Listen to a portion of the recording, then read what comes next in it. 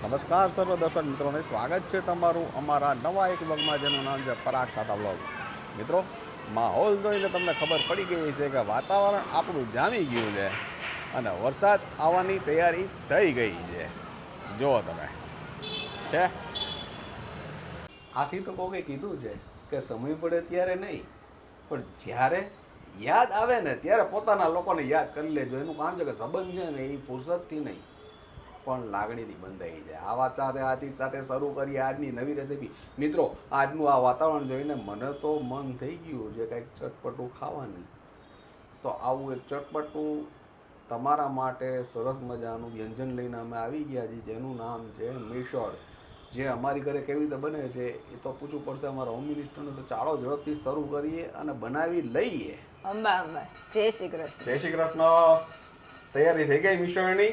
બસ મિસળની તૈયારી થઈ ગઈ છે. જો આપણા સ્પ્રાઉટ રેડી થઈ ગયા છે. યસ. એના માટે તો આગલે દિવસે તૈયારી કરવી પડે. આપણે રાતના પલાળીને સવારે કપડામાં બાંધી લેવાના, એટલે આવા સરસ છે ને સ્પ્રાઉટ તૈયાર થઈ જશે. વાહ. તમારે ગમે તે કઠોળ તમને જે ગમતા હોય તમે લઈ શકો. પેલા સ્પ્રાઉટ છે એને આપણે આમાં બાફવાના છે. 2 ગ્લાસ પાણી લઈ લીધું છે, એનામાં એડ કરી દઈશું આપણે. પાણી એકદમ ઉકળી ગયું છે આપણું. ના, બાફવામાં જ આપણે છે ને થોડુંક મીઠું એડ કરી દઈશું. ચાલો, આપણા સ્પ્રાઉટ બફાય છે ને ત્યાં આપણે મિશ્રણમાં એ બધું એડ કરવાનું તૈયાર કરી લઈશું. પછી 1 ચમચી જીરું, આ 1 ચમચી ધાણા, આ 1 ચમચી તલ. ગેસ સ્લો રાખીને આને છે ને શેકી લેવાનું છે, રોસ્ટ કરી લેવાનું છે. આનો છે ને એક અલગ પ્રકારનો મસાલો તૈયાર થશે, જેનાથી મિશ્રણનો ટેસ્ટ આખો ફરી જશે. આ બધું સરસ આપણું રોસ્ટ થઈ ગયું છે. હવે એમાં આવશે આ સૂકું ટોપરું. એટલે 5-6 કટકા લીધા છે.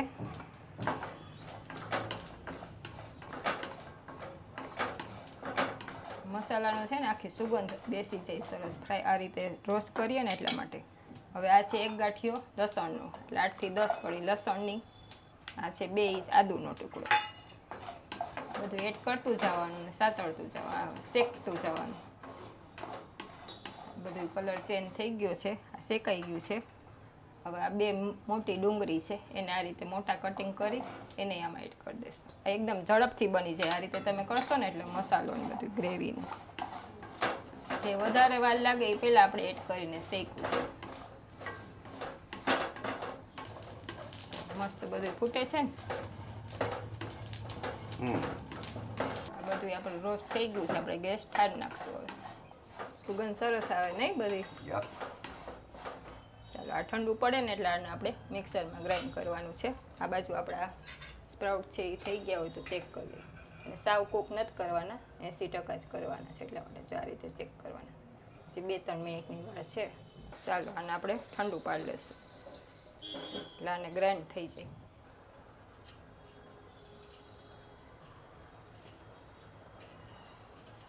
હવે આ બધું આપણે ક્રશ કરવાનું રહ્યું. ચાલો, આપણા સ્પ્રાઉટ થઈ ગયા છે રેડી. ઠંડુ પડી ગયું છે. આપણે આનો ગ્રાઇન્ડ કરી લઈશું મિક્સરમાં. બધું રેડી થઈ ગઈ છે મહારાષ્ટ્રીયન મિશ્રણના મસાલાની પેસ્ટ. ડુંગળીમાંથી પાણી છૂટે ને એટલે સરસ થઈ જાય એકારે બધું. હવે આ કાઢીને આમાં આપણે આ 3 નંગ ટમેટા છે ને એની પ્યુરી તૈયાર કરી લઈશું. ચાલો, હવે ટમેટાને પણ ગ્રાઇન્ડ કરી લઈશું આપણે. મિશ્રણ માટેનું બધું રેડી થઈ ગયું છે. હવે આપણે તડકો કરીને તમને બતાવી દઉં છું. ટમેટાની પ્યુરી છે, મસાલો છે, આ સ્પ્રાઉટ તૈયાર થઈ ગયા છે. હવે કઈ રીતે એનો તડકો કરવાની તમને બતાવી દઉં. મિશ્રણમાં ખાસ એની ગ્રેવી ઉપર જ આધાર છે. 3 પાવડા આપણે તેલ લઈ લીધું છે. સાહેબ, હવે આપણી કટ તૈયાર થઈ છે. કટ, જેને મહારાષ્ટ્રીયન ભાષામાં કટ કહે છે. સૌથી પહેલાં આવશે આપણી આ ટમેટાની પ્યુરી. સરસ તેલમાં સાતળી લેવાનું છે. ટમેટાની કચાશ દૂર થઈ જાય ને એટલે. ઓલું બધું તમે પકવેલું હતું એ તો બધું આપણે રોસ્ટ કર્યું છે ને. ટમેટા કાચા છે એટલા માટે. સમજાઈ ગયું ભાઈ. એટલે પહેલાં એડ કર્યું છે. ચાલો, ટમેટાની પ્યુરી આપણી સરસ સતળાઈ ગઈ છે. હવે એમાં આપણે આ બધો મસાલો એ કર્યો છે ને, રેડી કર્યો છે ને એ એડ કરશું.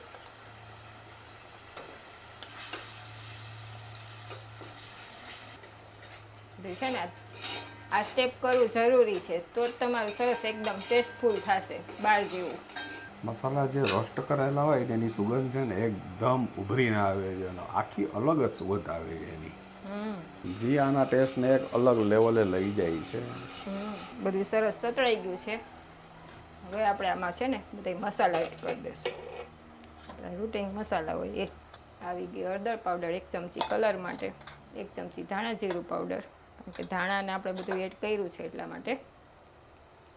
આ આવી ગયું લાલ મરચું 2 ચમચી, કારણ કે આપણી કટ થશે ને તૈયાર એટલે પછી મોરું પડી જશે. આપણે નમક એડ કર્યું નથી હજી આમાં. ઓકે. અને હવે આમ જો તમે મસાલા અંદર બધે સતળાઈ છે. કલર જામતો જાય છે કા? ના કલર જામતો જાય છે ને માહોલ એ જામતો જાય છે પારું. હવે નાખશું આમાં સ્વાદ અનુસાર નમક. ઓકે. નમક નાખવામાં ખાસ ધ્યાન રાખવાનું છે, કારણ કે આપણે આ સ્પ્રાઉટ તૈયાર કર્યું ને એમાં આપણે નમક નાખ્યું છે ને એ સ્પ્રાઉટનું પાણી છે ને એ આપણે આમાં એડ કરવાનું છે તરીમાં. Okay okay. એટલે ખારું ન થઈ જાય. બધું સરસ સતળાઈ ગયું છે. જો તેલ છૂટું પડવા માંડ્યું છે. હવે એમાં આપણે આ જે આ સ્પ્રાઉટ બાફા છે ને એનું પાણી છે ને એડ કરી દઈશું. એટલે સવારના પોરમાં નાસ્તામાં વધારે પડતું અહીંયા આ લોકો ખાય છે મહારાષ્ટ્રીયન લોકો, અને પછી રાત્રે ડિનરમાં લંચમાં ન ખાય. લંચમાં સ્પ્રાઉટ બાફવામાં છે ને થોડુંક લિમિટેડ પાણી એડ કરવાનું જરૂરિયાત પ્રમાણે. બહુ બધું પાણી એડ નહીં કરી દેવાનું. આવું થોડું થોડું અમુક વસ્તુનું ધ્યાન રાખવાનું છે. એટલે સરસ આવા જ બનશે, આપણે બનાવીએ છીએ એવા જ. ઓકે. ચાલો 5 મિનિટ થઈ ગઈ છે. સરસ આપણી કટ રેડી થઈ ગઈ છે. તેલ આવી ગયું બધું ઉપર. આ છે ગ્રેવી કટ. હવે એને છે ને મિશ્રણની. આ રીતે આપણે ઉપરથી કાઢી લેશું. પછી જેમ જરૂરિયાત હોય ને એ પ્રમાણે એડ કરતા જશું મિશ્રણ. જે લોકો મહારાષ્ટ્રથી જોતા હશે ને એ લોકો ખૂબ ખુશ થશે કે આજ તો ભાઈ અમારી રેસીપી લીધી આ લોકોએ. આવું વાતાવરણ એટલે આવું જ કંઈક ખાવાનું મન થાય. તડકતું ભડકતું. ભડકતું. અને આપણે સાઈડમાં રાખી દઈશું. હવે આપણે આ સ્પ્રાઉટ છે ને એનામાં એડ કરી દઈશું આપણે. ને આવશે 1 નાની ચમચી ગરમ મસાલો લાસ્ટમાં એડ કરશું. મસ્ત કલરફુલ દેખાઈને છે ગરમા ગરમ. ચાલો ગેસ ફાસ્ટ કરી પાછું ઢાંકીને 2-3 મિનિટ આપણે સેટ થવા દેશું. આ લઈ લીધા છે આપણે બાફેલા બટેટા, એના આ રીતે મેશ કરી દઈશું. પછી આપણે ખાલી પ્લેટ જ તૈયાર કરવાની રહીએ અને ખાવાની રહીએ. મિશ્રણની તૈયારી આપણી ફાઇનલ થઈ ગઈ છે. અને આ જો સરસ ઉકળી ગયું છે. થઈ ગયું સરસ સેટ. હવે આને ખાલી સર્વ કરવાનું રહેશે. ચાલો સાહેબ, રેડી છે આપણો મિશ્રણનો સામાન. આ છે કટ એટલે કે રસો. આ છે મિશ્રણ જે આપણે તૈયાર કર્યું છે તે બાફેલા બટેટા છે, સાથે ઉપર નાખવાના ઝીણા ગાંઠિયા તીખાન મોરા છે, મીઠું ચવાણું નાખવું હોય તો એ પણ છે, પ્યાજ છે, લીંબુ છે, કોથમીર છે અને બ્રેડ તો સાથે જોઈએ જ. તો ચાલો હવે રેડી કરીએ આને. ચાલો મિત્રો, હવે આપણે છે ને પ્લેટિંગ કરી દઈશું, કારણ કે મારાથી રહેવાતું નથી. સૌથી પહેલાં છે ને બાફેલા બટેટા આવશે. બાફેલા બટેટા લઈ લીધા. હવે એની માથે આવશે આપણું આ મિશ્રણ, જેને આવી રીતે સર્વ કરવામાં આવે છે મહારાષ્ટ્રમાં.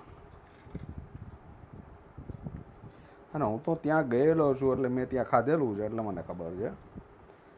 આવી ગયું આપણું મિશ્રણ.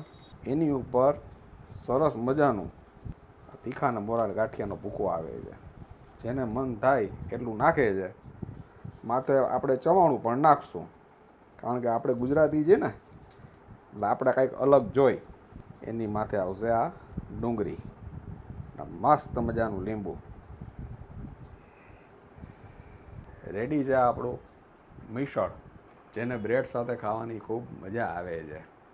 અને સાહેબ હજી આ પૂરું નથી થયો. આ ખાતા જાય ને ત્યાર પછી આની માથે છે ને આવી રીતે આ રસો બનાવ્યો છે તરી, જે બનાવવા ટાળ કાઢી લીધી હોય, આ ગરમા ગરમ માથે નાખતું જવાનું અને ખાતું જવાનું. ચાલો મિત્રો, મહારાષ્ટ્રીયન મિશ્રણ ખાવા. આપણું મિશ્રણ આવી ગયું છે અને આ રીતે છોડી અને ખાવાની ખૂબ મજા આવે છે. માં બાફેલા બટેટાનો સ્વાદ આવે છે, ઉપરથી જે ચવાણું અને ગાંઠિયાની બધું ઉમેરી છે એ બધાનો સ્વાદ આવે છે. પણ સાચો સ્વાદ છે ને જે આપણે આગળ મહેનત કરી ને, ડુંગળી ને લસણ ને બધા મસાલા જે શેકી અને નાખ્યા ને એની પેસ્ટની સુગંધ એકદમ સરસ આવે છે, આખી અલગ જ સુગંધ હોય. એકવાર તમે બનાવશો એટલે તમને ખરેખર મજા આવશે.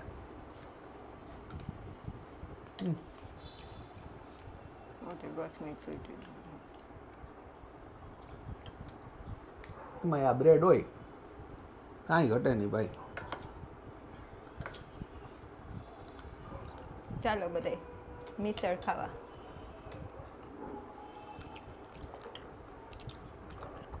ટોપરાનો ટેસ્ટ સરસ આવે છે ને. તો આ મોન્સૂન સિઝનમાં તમને ટ્રાય કરવા જેવું એક સરસ મજાનું ઓપ્શન તમને આપ્યું છે. આશા રાખી છે કે આજની આ રેસીપી તમને ખૂબ ગમી હશે. જો ગમી હોય તો વધુમાં વધુ લોકો સુધી શેર કરજો, લાઈક કરજો અને તમે પણ ઘરે બનાવજો. નમસ્કાર. નમસ્કાર.